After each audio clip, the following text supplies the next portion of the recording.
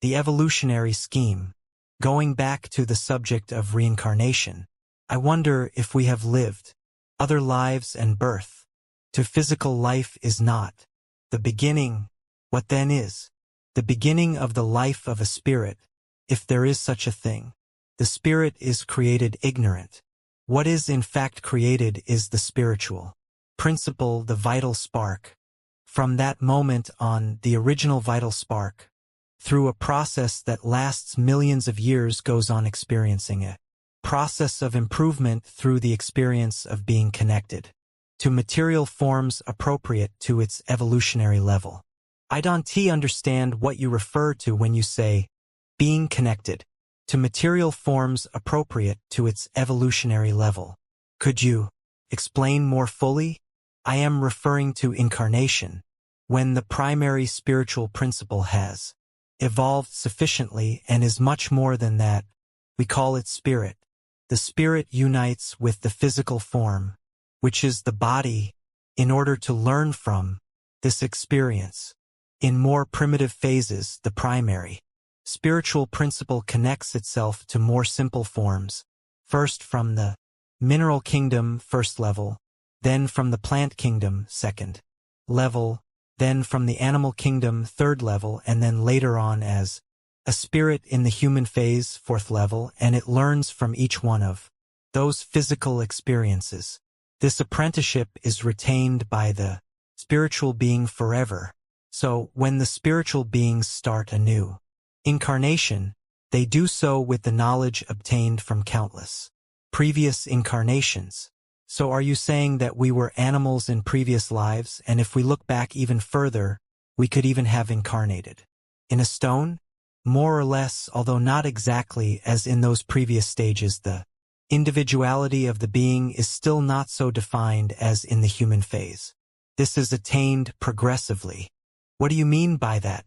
Well, it is not correct to say that your spirit incarnated in a stone, because in that phase the vital spark could not yet be considered an individual spirit, nor does a stone has individuality in the mineral kingdom.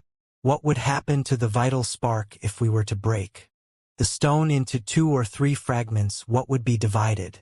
This is not the case.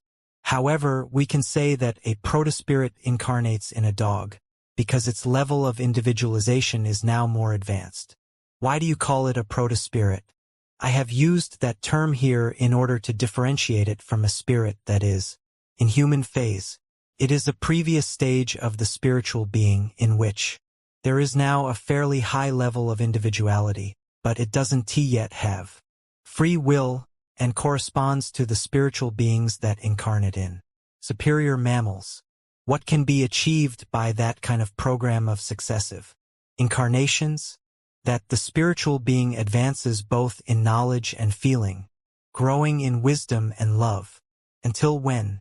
In other words, is there some maximum limit that we can reach? The maximum limit we can reach through progressive evolution is the capacity of God. And as this is infinite, we reach the conclusion that there are no limits. It is a process of constant and infinite evolution. But if you refer to the process of material incarnations, as spirits advance, the incarnations take place with longer intervals and the time that spirits spend without incarnating increases. There comes a point where they no longer need to keep incarnating in the physical world in order to evolve, and then they continue their evolution on the more subtle planes of existence. Then we would enter into the 5th level, there being 2 more levels above this one. However, humans from Earth are still a long way from reaching that point, so there is no point talking about that now. Although I may be repeating questions, I will ask them again because I think you could elaborate on certain answers more than at the beginning. So here goes. If spirits have a beginning, do they have an end? In other words, can spirits die? Spirits cannot die. It would make no sense if, after all the effort made by spirits in order to advance, they ceased to exist after having reached the highest state of their evolution. Be clear about one thing: spirits are immortal. Only the different bodies in which they incarnate in order to evolve, die. Yes, but would it be possible for those spirits that became very evolved and close to God to fuse with God? On evolving, spirits get very close to God, but they don't fuse with Him. That is to say, they do not lose their individuality, because losing their individuality would almost be like dying, but rather their wills become more similar to the will of the Creator, and they are voluntarily integrated into the divine plan. Could you give me a general vision or an example so that we can understand the process of spiritual evolution in a global way? Yes. The individual evolution of spirits is similar to the evolution of the human being in one single life. Newborn babies uniquely develop their vital functions by themselves in a biologically programmed way in order to maintain organic life. Babies are unable to make their own decisions and totally depend on their parents to survive. As children grow up, they progressively acquire some autonomy and depend less and less on their parents. Once the stage of adolescence is reached, individuals feel more of a need to experience things for themselves and to feel free and independent to make their own decisions. This often causes confrontation with their parents, although they try to give advice from the experience that having lived longer has given them. Adolescents see this as interfering in their lives. They often make the wrong decisions in spite of warnings from their parents, but they need to experience it for themselves, despite the fact that this may cause them suffering. As they continue to experience things and learn from the consequences of their own decisions, they continue to mature until they reach adulthood, where they become totally independent from their parents. The process of spiritual evolution is similar to that of a child becoming an adult. Initially, primary spiritual beings are totally dependent on other more advanced spiritual beings that completely guide their evolution. During these stages, incarnation serves to acquire experience and develop certain qualities, such as intelligence and emotions, that will be the base upon which future spirits will develop their own will. Just as interaction in the world serves for children to develop, learn to speak and walk, although they are not yet able to make important decisions of their own accord. As spiritual beings evolve, they are allowed to participate in making decisions, that is to say, they acquire some autonomy. Once a certain point is reached, when spiritual beings are mature enough, they will acquire their own free will, which is the capacity to decide their own destiny for themselves. In other words, they acquire their independence and make their own decisions regarding their evolution.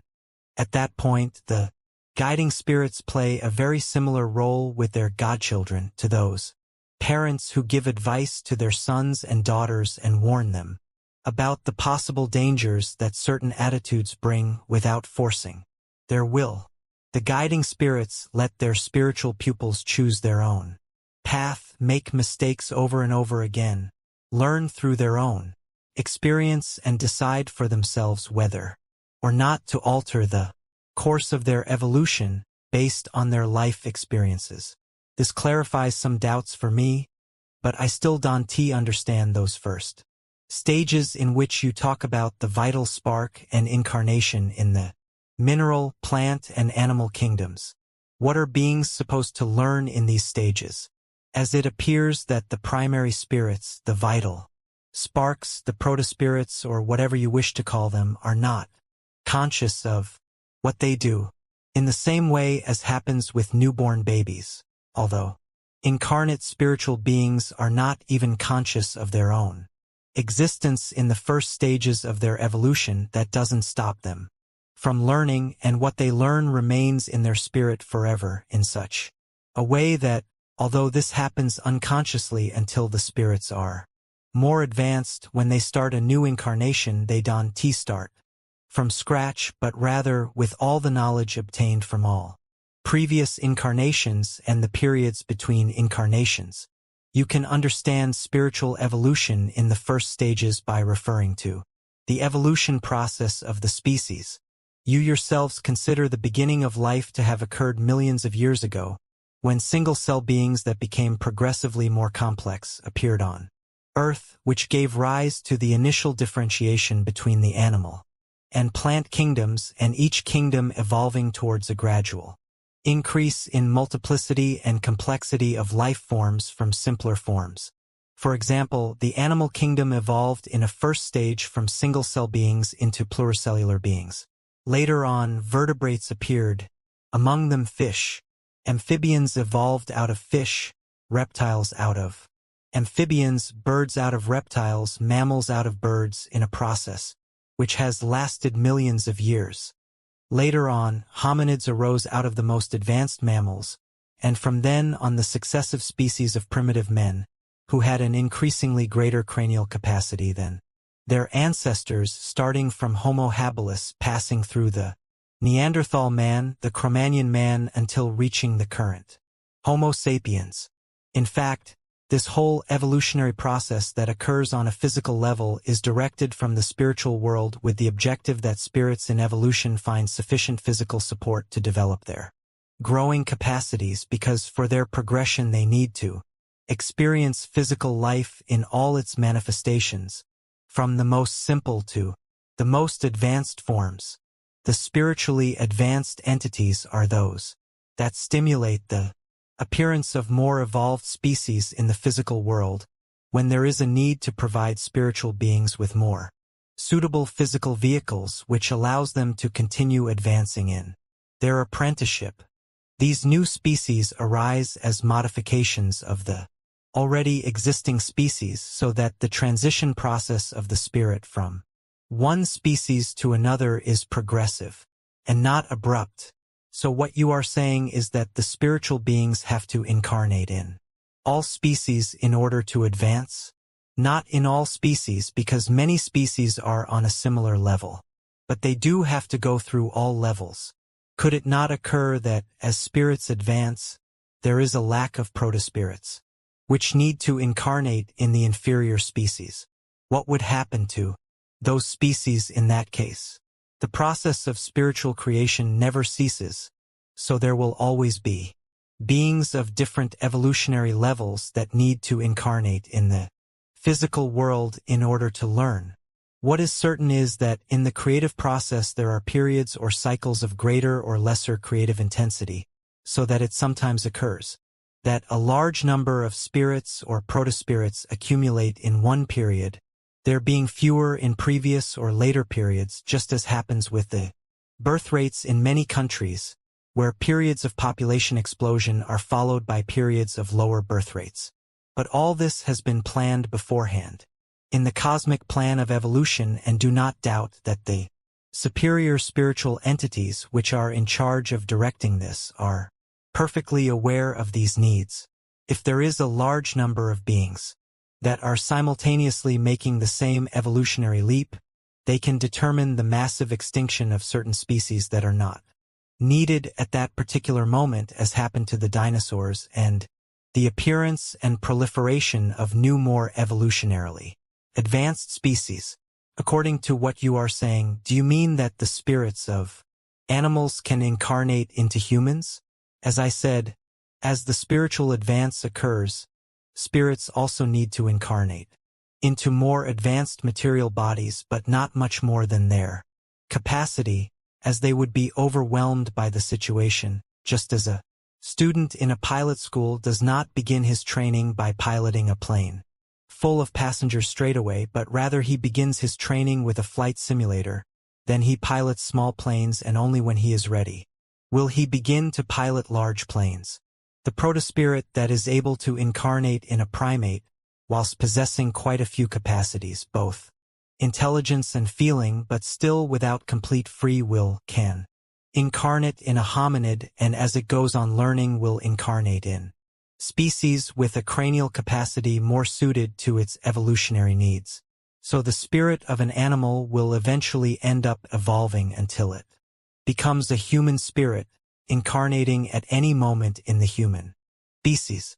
But this won't happen all of a sudden, in an immediate life, but rather after a process of many incarnations in intermediate species rather like children who are in the first year of primary school and have passed all subjects will not go up to secondary school the following academic year, but rather will go into the second year of primary, and as they go on passing the following years, the time will come when they will be ready to study at secondary school.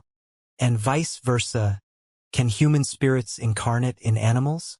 According to what I have previously explained, the incarnation of humans in animals is impossible, because this would be a backward movement in evolution. Spirits can stagnate in their evolution, but they cannot regress or go back to previous phases that they have already gone through, just as students who don't pass the exams of one academic year cannot be sent back to a lower year. They will have to repeat the same course the following year. But if that is so, if we have all been animals at one point and animals will be like us in the future, this makes me question our behavior towards them a great deal, especially those that are closer to us in evolution, such as superior mammals. For example, breeding animals for meat consumption or for their fur, hunting, and all those events that make animals suffer, such as bullfighting. That would be like doing all these things to a human being, as they are so close to us spiritually. That's right. As they are your brothers, they deserve more consideration and respect. But as most humans don't even respect the lives and rights of their own species, it is even harder to expect that they respect beings that they consider to be little less than nothing. Even so, you are progressing with regard to past eras. Cavemen had no problem eating human flesh, but nowadays cannibalism is considered to be revolting and inhuman. And why? Well, because the level of sensitivity towards other human beings has grown compared to that primitive era. The same thing will happen with animals. When the majority are sensitive to their suffering and realize that they really are very close brothers in evolution, both physically and spiritually, they will no longer be enslaved, tortured, and killed in order to eat their meat or dress in their furs. In fact, there are already many people in your world who would consider it outrageous to eat their pets, and many people who are fighting for animal rights and have given up eating meat because they have evolved enough to be aware of the close connection that they have with animals. As humanity advances spiritually, vegetarianism will increase as well as the respect for animal rights. In the more spiritually advanced human civilizations, one step above yours, eating animal meat is just as disgusting to them as eating human flesh is to you, and of course they don't entertain themselves by putting animals in cages, torturing them and killing them as in your world. Yes, but I have always heard that you need to eat everything, including meat, in order to be healthy, and that if you don't eat meat, you could become ill because you lack certain essential nutrients. Is there some truth in this? It is true that when a person who has eaten meat all his life decides to become a vegetarian, it is recommended that this should be done gradually because his physiology must become accustomed to it. But it is not true that vegetarians have any nutritional deficiency. Pulses are an excellent source of protein, and they do not derive from meat. The exact opposite is true. It is much healthier. As a vegetarian, you will avoid lots of diseases that are caused by meat rotting inside your organism and through the distortion and the decline of the vibratory rate of your astral body due to the consumption of a being that is so similar in evolution to you. For your physiology, an ovo-lacto-vegetarian diet is perfectly healthy and provides your organism with everything it needs. And on what does it depend that spirits stop incarnating in one species and start to incarnate in another more evolved species? It depends on the advancement that they have made during that period. Spiritual beings want to be able to incarnate in a species of the next higher evolutionary level until they have learned enough through incarnating in the species of a similar evolutionary level. The beings that advance faster will be the first to incarnate in the species one step above their current level. And can this happen with humans as well? I mean, what will happen when we evolve over and above the capacity of our species on a physical level, you still don't use even a quarter of the potential capacity of your organism, so you are still far from being able to argue that your organism has remained obsolete to support your increasing capabilities. Anyway, the human species of your planet has already evolved on the physical plane, slowly but surely parallel to your spiritual progress, so you don't need to worry about your body not responding to your evolutionary level. As I said, the phase of human evolution is in no way the end of spiritual evolution. Not even the level of humanity which you are at is as yet an advanced level, neither spiritually nor physically. In the same way as 2 steps below you there existed Homo habilis, and 1 step further down, Neanderthal man, above your level there are 4 more levels of humanity from 4.4 to 4.7, which spiritually have a greater capacity for love and wisdom. These beings do need more advanced bodies, more subtle and with a greater capacity than yours in order to be able to develop their full potential. And where are those supermen? I don't see them anywhere. There are entire humanities that live on other planets, covering all evolutionary levels and consequently also those levels superior to yours. Actually, a few of those more advanced humans have lived and are living amongst you to help you increase your evolutionary level. But we will talk about this topic later. And where is our physical evolution heading? I mean, how will our body change? It will be like changing clothes, like changing from an esparto grass garment into a silk garment after passing through corduroy, wool, and cotton as intermediary stages. It will become more subtle, less dense, and therefore will need less aggressive food. It will be more energetic and less material.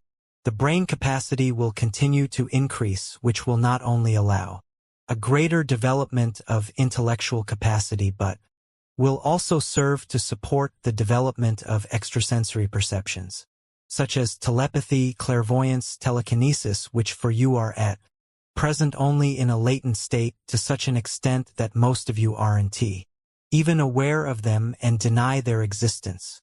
In fact, the few people who have developed these potentials, whether innate or through their own will and effort, are considered to be crazy by the others. In general, it will be a body that is not so apt to do strenuous physical work and is more sensitive to feelings and thoughts. If you liked the video, leave a comment and a like and subscribe to the channel. Thank you, and see you in the next video.